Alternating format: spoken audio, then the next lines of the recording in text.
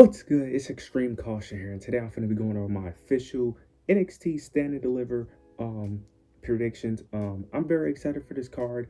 I do think the build has been a bit lackluster, similar to, well, I wouldn't say WrestleMania 41's been lackluster to a degree. It's just not, we keep comparing it to last year. Last year was a once in a lifetime thing. Same thing with NXT Stand and Deliver. NXT Stand and Deliver build last year was a once in a lifetime thing. This build has been decent overall. It has its ups and downs, but I'm still excited over the overall pay-per-view. But you guys, let me know your thoughts and opinions. Leave your predictions down below. But let's jump straight into the predictions. The first match we're going to start off with is the Women's North American Championship ladder match between Zarya, Sol Ruca, Izzy Dame, Kalani Jordan, Thea Hell, and there's one more person I'm forgetting. There's one more person I'm forgetting. Nonetheless, it's between the six women. I forgot. Oh, Lola Vice. That's who's in the match. This is very interesting. You could go multiple ways with her. You could easily go Kalani Jordan, who could easily be the first two-time NXT North American Women's Champion. You could easily give it to Lola Vice. That's one of the more popular women on the not on the main roster, on the NXT roster. You could go with Zarya, tell the story between her and Sol Ruca, because they've been kind of a tag team as of late, and they've been telling the story of potentially turning Zarya heel. They haven't been showing real heel tendencies, but they've been slowly making Zarya a bit like slightly arrogant to a degree, not to an extent. It's still in the early stages of her, really taking it to that level. But they've been kind of teasing her a bit. You could have Sol Ruca win it, become North American Championship with them being friends. Zarya could potentially get jealous and eventually turn on Sol Ruca, turning heel. You could play that story.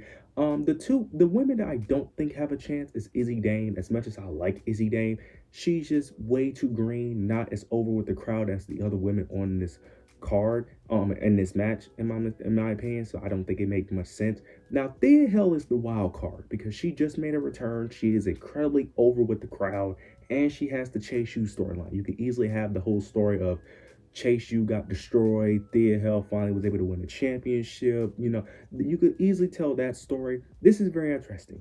My pick here is Zarya. Is Zarya or Sol Ruca in my opinion? I am hoping it's Zarya. I am praying it's Zarya. Now, I think it could potentially be Thea Hell. I'm praying it's not Kalani. Do not give it to Kalani. Kalani has been slightly improving with her new gimmick, but she still needs some work with that new gimmick. It still needs to take some time. So let her get adjusted to that gimmick first before we put another title on her. But I'm hoping it's Zarya. Zarya should have been the first North American Women's Champion, in my opinion. I feel like she should have been won a title already. But they've been really pushing Julia and Stephanie Vickers, so I somewhat understand. Fine. But this is the time. This is the time to pull the trigger. Or if you're not going to pull the trigger, you could give it to Sol Ruca. Then she could eventually dethrone her as a heel, betraying her best friend. So I'm cool with either one. I'm cool with Sol Ruca or Zarya because I can see the story there. But either way, one of those two women should win.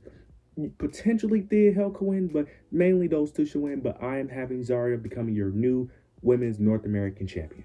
Now, we got the NXT Tag Team Championship match between Fraction versus Hank and Tank. This match, I don't care. It's mainly because the NXT Tag Division is so trash. It's literally carried by Fraction that there's no team that should dethrone them. But my fear is that I can actually see Hank and Tank dethroning Fraction because they have been telling the story of Hank and Tank trying to find themselves out of the tag team. They've been taking advice from multiple tag teams, from the Hardys to even Fraction themselves, to figure out what can push them over there. Like, they've been pushing this team for a while now. And Shawn Michaels really loves this team for whatever reason. So it would not shock me if Hank and Tank actually wins. But I'm going to go with Fraction here because Fraction have the Mercedes Moné effect where until I see them lose, I'm not believing in it. It's just until I see because Fraction win by any. The only time they lost was against the Hardys, but the Hardys was also TNA champions, and it was for the TNA championship. So like it kind of makes sense why they lost. But like outside of that, Fraction don't lose. They win by any means. They win. They win whether they're both injured, whether they have a match earlier in the show and have a match later. Like it doesn't matter what they go through. They could get hit by a bus, be crippled, and still win this match. Like Fraction just don't lose. So I'm gonna go with them, but I would not be surprised if they actually pull the trigger and have Hank and Tank win. Should they win? Absolutely not, because no offense to Hank and Tank, due to the poor booking of the tag division in NXT, if Hank and Tank wins, that division well, it's already dead, but man, that division is going to be, oh, without Fraction, that division is going to be terrible. Unless you're calling up Fraction to the main roster as a tag team, then I'm okay with the decision. But if you're not going to call them up, just keep them as NXT Tag Team Champions. But I have Fraction retaining the NXT Tag Team titles. Now, we end up getting a Fatal 4-Way Tag Team match, which I'm going to go on a rant here. But it's between Jakara Jackson, Lash Legend, Roxanne Perez, Cora Jade, Gigi Dolan, Tatum Paxley, and there's another group that I cannot remember what's the other group that's in this match, honestly. Oh, Fatal Influence. This match ended up getting made last minute. This is going to determine who's going to be the number one contenders of Liv and Raquel titles, or Bayley or Lyra, but I'm assuming Liv and Raquel are going to retain. I don't understand why this is on the card. Now, they did this last year to a degree, where they had a women's match just not randomly put together, but put together. But it made somewhat sense because last year they did Kiana James, Izzy Dame, and JC Jane versus like Thea Hale, Kalani, and Fallon. That would make more sense to a degree because JC Jane was feuding with Thea Hale due to Chase U, her trying to infiltrating Chase U. Then they also had the Kalani James and the Kalani Jordan, my fault. Kalani Jordan and Kiana James storyline with Izzy Dame as well. So it made more sense. This doesn't make sense at all. I don't understand. This was just put together last minute. Then they tried to do this whole thing where Roxanne Perez was trying to find a tag team partner. Who's going to be our tag? We all knew who our tag team partner was going to be. It was so obvious it was going to be Cora Jade because that's the only woman that ever interacts with Roxanne Perez on a personal level. It was so obvious. I don't understand what's the whole point of this, to be honest with you, because we all know what's going to happen. Now, I try to think hard about this match, but to be honest, I feel like it's very simple. It's going to be Roxanne and Cora Jade. It doesn't make sense because whoever wins this match is going to have the title match on NXT, because I thought they was going to have it on the main roster, but because originally you would want Liv and Raquel to face a babyface team, but if it's going to happen on NXT, it doesn't really matter who's the babyface or heel. So I think Roxanne and Cora Jade probably win, and then maybe they do something with Cora Jade and Roxanne. Maybe that'll be her last feud before going to the main roster. I don't know, but it doesn't make sense for any other team to face Liv and Raquel, to be honest with you. So it is what it is. The match will probably be great, but I just don't care for it because it's like, why? Like, this shouldn't be a number one contender. This shouldn't even be on the card, to be honest. This is just a match just to put these women on the card. This is the only reason why it's on the card. There's no reason why this should be on the card, in my opinion. But I have Roxanne and Cora Jade picking up the victory. Now, we got the family versus Dark State. This has been really entertaining to me. It's very interesting because this story is not that complicated. The story is very simple to why they're feuding.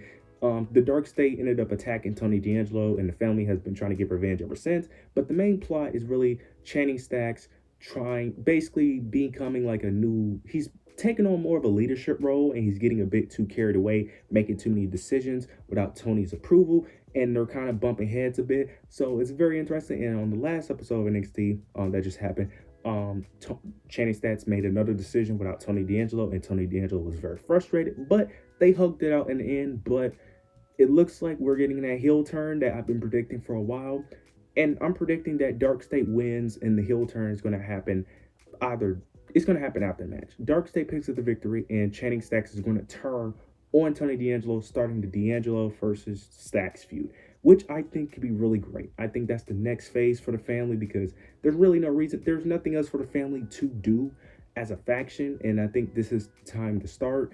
And I'm very interested to see how that plays out. I'm very interested to see Stacks as a solo guy because I really want to see Stacks as a solo guy because I think he has potential as a solo guy, not as like a main event talent, but I can see him as like an upper mid card guy. And Tony D'Angelo is very entertaining when he's against the wall, have to overcome the odds. So I'm very interested to see how that plays out too. So I'm very interested to see how this plays out, but I have Dark State picking up the victory over the family. Now we got Ricky Saints versus Ethan Page.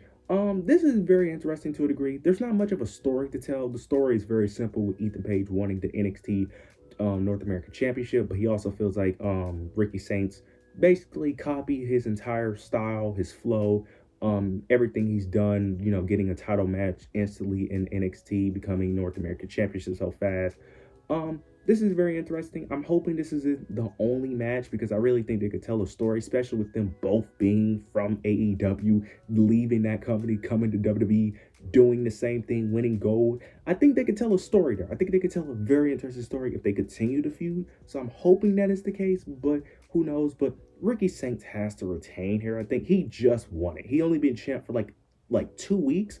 Like I think he has to retain here, and then they can continue to tell the story of Ethan Page and Ricky Saints. But I could be wrong. But I think Ricky Saints is going to retain, and he's going to still be your NXT North American champion. Now we end up getting the Fatal 4-Way match between for the women's not the North American women's NXT championship between Stephanie Baker, Julia, Jordan Grace, and Jada Parker. This is very interesting. I'm interested in the ways they could go with this. They could easily put the title back on Julia, especially with her recent heel turn, even though her heel turn don't make much sense due to her reasoning that she gave.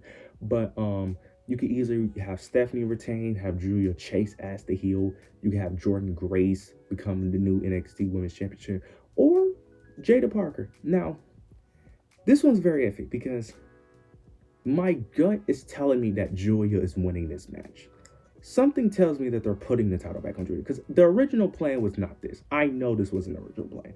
The original plan was never for Julia to lose the title this early, in my opinion. I just have a hard time believing that this was always the plan. Now, I want Jada Parker to win, in my opinion. That's who I want to win. Jada Parker should have been had a title she should have a title in NXT right now. She is your second most, she is arguably your most over woman in NXT, if I'm being, you could argue she's more over than Stephanie Baker. It's really between those two. You could argue she's more over.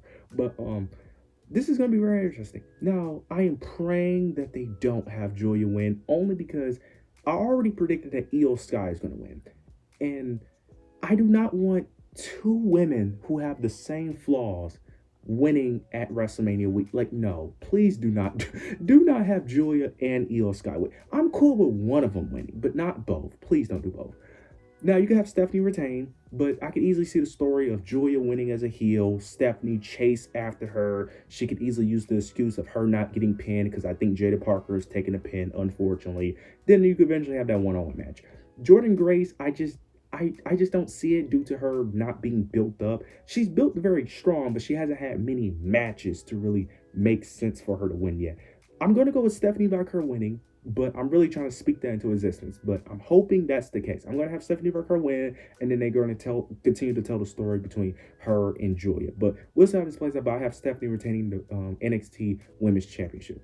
Now we got the main event between the triple threat match between Oba Femi, Trick Williams, and Javon Evans. I've been really enjoying this feud. At first, I'm going to be honest, I did not like the idea of having Javon Evans in this match, but he has really shown out in this feud, and I'm really interested to see.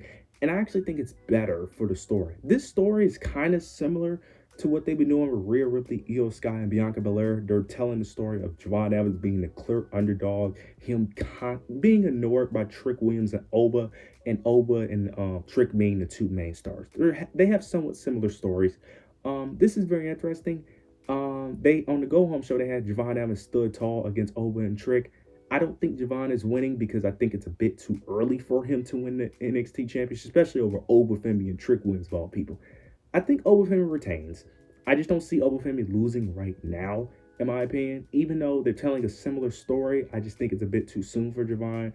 And I'm very interested to see this new version of Trick, because is Trick Williams fully going to turn heel? Because they've been doing this thing of Trick constantly going more and more into the darker side. Are we going to eventually see him fully turn heel in this match, or is it going to happen after Stand and Live, or is he just going to get called up? Very interested to see how this plays out, but I really think Oba Femi will retain the NXT Championship, but I think it will be a great match. It should be a banger match. But you guys, let me know your thoughts in the pins down below. Let me know what you guys think of the Stand and Deliver card. Let me know how you guys feel about the build. Let me know your thoughts in the pins. But make sure you like, comment, subscribe. But yeah, that's it.